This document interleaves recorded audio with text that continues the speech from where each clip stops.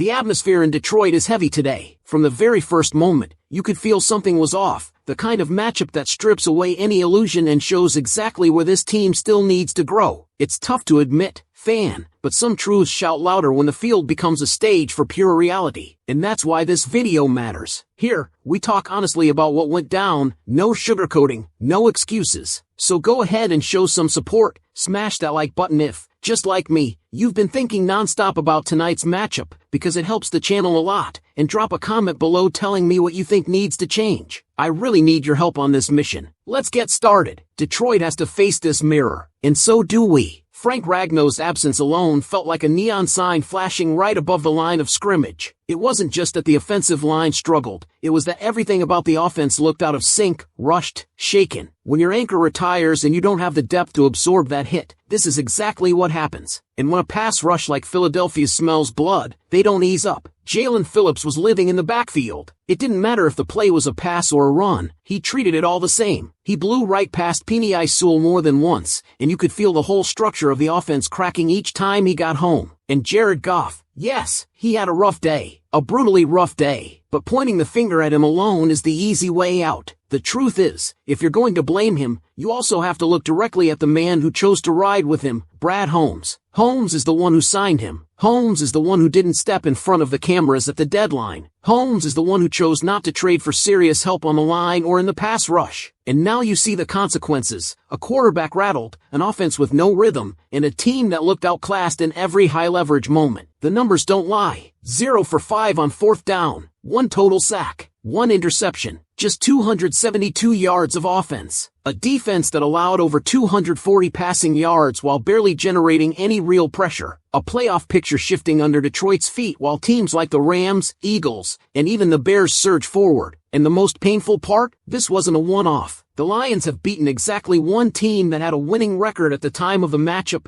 Tampa Bay. Everything else? Either opponents under .500 or teams that found their stride after Detroit walked away. This is year 5 of the Campbell Holmes era. By now, Detroit should have an identity, and instead, this game showed just how fragile that identity really is. A fake punt run straight into the interior. Play calling that felt disconnected from the moment. Drops, penalties, missed assignments, and through it all, that sinking feeling that the Lions are slipping backward at the exact moment they're supposed to be stepping forward. What makes the frustration heavier is what's looming on the horizon. Matthew Stafford sitting atop the NFC, an MVP-caliber season, and the very real possibility that he could win a second Super Bowl. And if that happens, if the ex-quarterback of 12 years holds another Lombardi while Detroit crashes out early, the noise won't just be loud, it'll be inescapable. It'll redefine the way fans and analysts look at the entire rebuild. So here we are, staring down the final stretch of the season, asking the same uncomfortable question that's been quietly building for weeks. Can this team actually find the consistency, the physicality, and the discipline needed to survive a playoff gauntlet filled with nothing but contenders? Can they beat LA on the road? Can they beat Philly? Can they beat San Francisco? Can they beat Seattle? Because the truth is, every one of those teams looks more prepared right now than the Lions do. We're going to break all of that down in the second part, but before we continue this deep dive into what Detroit must fix, and what the future might look like, I want to hear from you. Based strictly on what you saw in this game and on the information from the file, do you believe the Lions are truly ready to compete with the league's best? Then let's pick this up right where we left off, because the deeper you dig into this team, the more it becomes clear that Detroit is standing at a crossroads. Not the kind you casually stroll through, but the kind that forces a franchise to confront who it is, who it wants to be, and whether the decisions made over the last 5 years are enough to carry them where they claim they're going. When you look at the remaining schedule, the margin for error is basically gone. Detroit has 7 games left, and even in the most optimistic projection from the file, you could feel the hesitation. Beat the Giants? Sure, that's expected, but after that, everything turns into a coin toss. Green Bay at Ford Field with the Packers gaining momentum. Dallas, which Detroit should beat on paper, but it hasn't meant anything lately. The Rams, who are playing like a legitimate powerhouse behind Matthew Stafford, the same Stafford that fans already fear could deliver the ultimate sting by hoisting another Lombardi before Detroit even gets a chance to sniff one. The Steelers, a grinded-out matchup that could expose Detroit's lack of identity. And the Vikings twice, one of which could end up determining the entire season. And no matter how many ways you try to slice it, all roads lead back to the core issue. The Lions are struggling in the trenches on both sides of the ball. The offensive line, once the engine of this team, is cracked wide open without Frank Ragnow. The defensive line? After all the talk about being second in sacks, the truth came crashing down fast. 1 sack, 1/2 by Aiden Hutchinson, 1/2 by Roy Lopez. And that's it. All that celebration about sack rankings evaporated the moment a real offensive line stepped onto the field. Meanwhile, teams like Denver, Atlanta, and Pittsburgh, all of whom invested in their defensive fronts, now sit high in the rankings because they actually committed resources to building those units. And this is where the tough questions about Brad Holmes become impossible to avoid. The draft picks that never turned into impact players. The refusal to trade for real upgrades. The insistence on sticking with the plan even as the weaknesses became obvious. And now, as the postseason approaches, those decisions are crashing together into a scenario where Detroit might squeak into the playoffs only to get knocked right back out. One and done again. And in year 5, that's not progress. That's a warning sign. The offense reflects that same inconsistency. Drops in key moments. A fake punt that made no sense. A complete abandonment of the run game at times, even with a back like David Montgomery who thrives in physical matchups. And the truth is, when your coach is known for aggressiveness, you have to get the details right. You have to execute. 4th and short decisions mean nothing if the team isn't prepared, if the blocking isn't solid, if the design isn't crisp. And in this game, the Lions missed on nearly every one of those details. And defensively, the identity crisis is equally real. Detroit doesn't know if it wants to be an attacking front, a zone-heavy unit, a bend-don't-break scheme, or a high-pressure defense. They're dipping into pieces of everything without fully committing to anything.